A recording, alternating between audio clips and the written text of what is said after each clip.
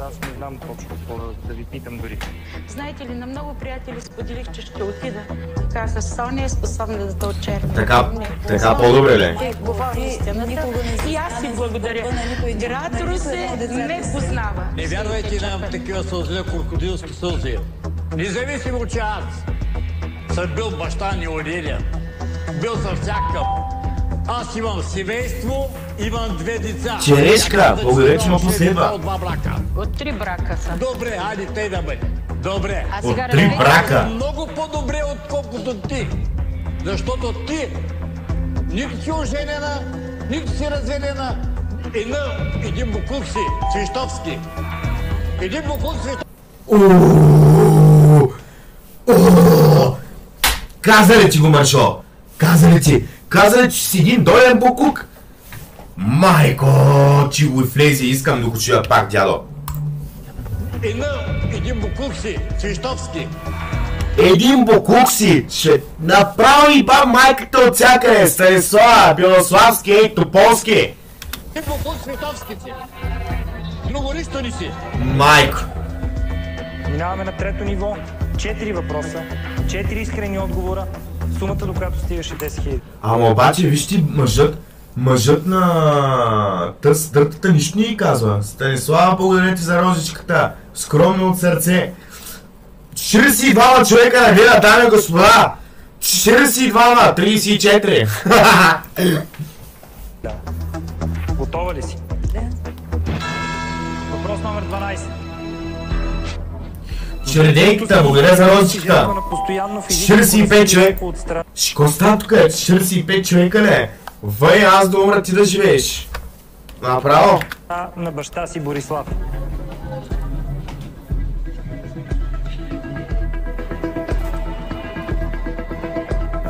Съжалявам, но това е истината. Да. Моят отговор е да.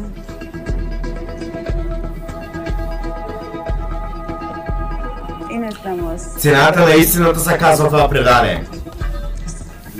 А майка? Да, и майка.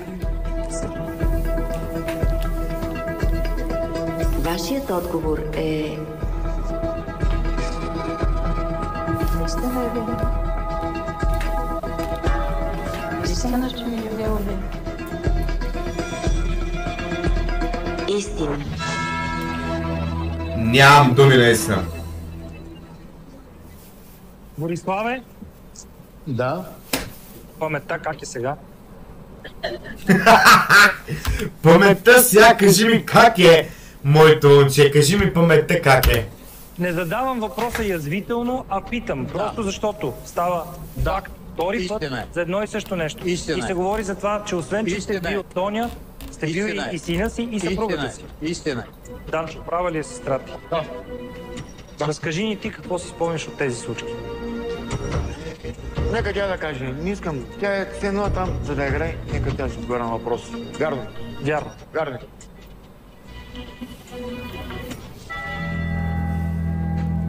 Въпрос номер 13.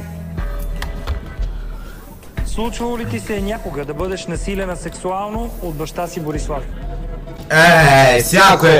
Сега брачета, ако е ти, ще вярвам, прудет се и ба майката деца хвали толкова много, че си добър баща, бе.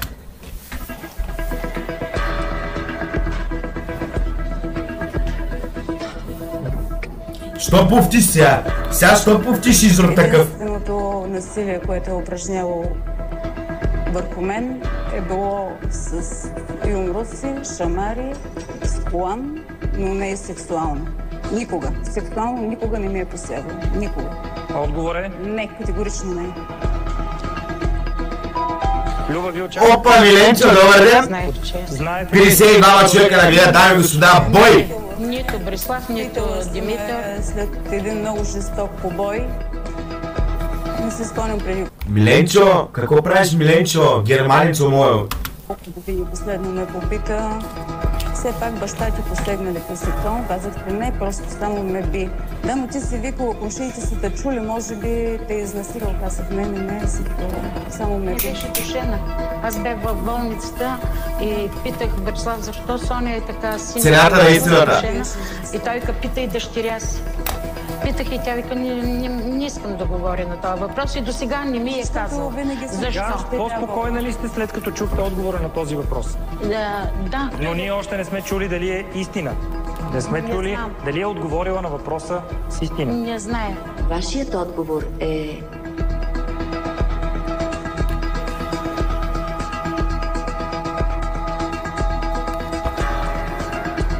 истина.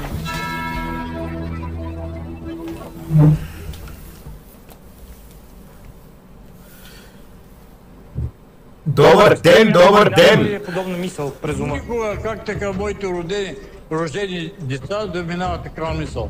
То трябва да си изверг, за да постъпиш така. Добре. Въпрос номер 14. Смяташ ли, че баща ти Борислав е садист? Thank you! Благодаря за розите. Кой да става, брат? 41 човека да гледат бой по екранчета. Доктор... Смятам, че садист. Патлюгоза. Смятам просто... Не, Патлюгозов. Много странна фамилия. Поръчва последва. Мен, брат ми, сестра ми и майка, да. Граничат на следица. Само преди няколко секунди баща ти Борислав каза, че не е някакъв изверг или нещо подобно, а сега дъщеря ви твърди, че сте садист. Много жестоко е било. Да видим. И четиримата. И четиримата. И четиримата, включително и майка. Искам да видим сега дали е истина или лъжа. Вашият отговор е...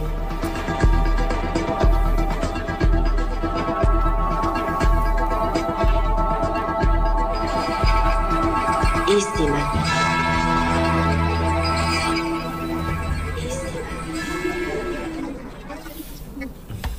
Как се чувствате, след като дъщеря ви смята за садист? Счита, че съм садист. Сега се чува. Да не е така. Да, не смяташ ли, че... Да, знам, сега го правя. Нищо не мога да кажа, аз съм бил толкова малък, че нямам такива спомени. Но помня, че ме е бил и мене също с колан. Имам спомени, че е бил също майка. Имам някакви спомени за кака. Смяташ ли, че баща ти е садист с всичко това, което до тук? Значи това, което ми основа в моите детски спомени, е така. Соня, това беше 14-тия въпрос, на който ти ми отговори искрено. Остава ти още един едничък, за да стигнеш до 15-тия и да вземеш 10 000 лева. Сега как се чува? Готова ли си да чуеш въпрос номер 15? Добре. Въпрос номер 15. Пожелавала ли си смъртта на баща си?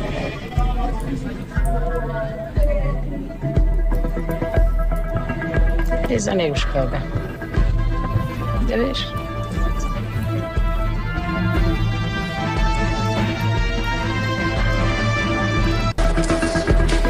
Здравей, Митко! Съжалявам, както в побоищата, в жестоките побоища, съм го пожелавала. Отговор не е да.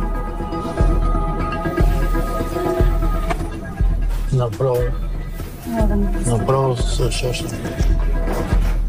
Да видиш какво значи. Само преди малко ти каза, че си пожелала смъртта на майка си. Сега на въпроса пожелала ли си смъртта на баща си, казваш да. Това, което аз забелязвам, е, че когато казваше за майка си, не каза съжалявам, майко, а на баща си каза съжалявам. Просто съм се опитала да му го простя. Нека да видим дали е истина или лъжа. Вашият отговор е...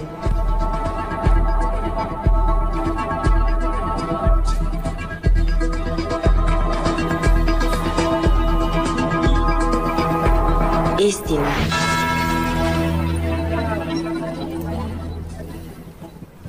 Сега защо? Сега защо ни пляскаш толкова верно, тати? Малко ми е трудно да ти кажа честито, но току-що отговори на 15-тия въпрос и отговори искрено. Току-що Соня ти спечели 10 000 лева.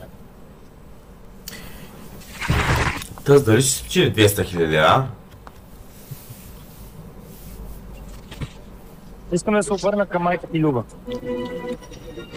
Сега, като чувате това, което отговаря дъщеря ви Соня, става ли ви по-леко от това, че тя е желала не само вашата смърт, а и тази на бившия ви съпруг? Едно дете, създадено и отгледано независимо, не знам. Аз не бих пожелала никога на родителите си. Не съм живяла в разпаш, не съм живяла някак си. И всичките си внучите им пожела смъртта. Става ли ви по-леко? Не, тежко ми е. Тежко ви. А хубаво ли ти беше като продаде дъщеря си като проститутка? Хубаво ли ти беше? Беше ти хубаво да ти влизат пари. Да? Беше ти хубаво. Бащата е посягал като дете и тя е простила. А на твоите неща не знам как трябва да се прости. Аз не мога да простя на това, което ти направи. Смъртта на майка си ме пожела в момент, в който се обърна и ми каза да си повиш мъртво детето. Ставаше въпрос за големия ми син. Имаше и дни от дела, които бяха приготвени за деня, в който ние ще се омъжим и брат ми рождение. В нейно отсъствие помолих брат ми да ми донесат с сестря ми тия две дела, защото майка ми отказва да ги даде. Те ми ги донесоха, след което тя, връщайки се в Свищов, вижда, че е пипано, делата липсват и изпрати брат ми и сестря ми посред нощ да дойдат да поискат делата обратно, като по тях е казала да ми предадат, че ако не ги върна, нека си побия детето мъртво в тях. Соня не е хубаво, майко, има Господ. Това е истината, не лъжа. Делата са... Това е целият клип, по принцип.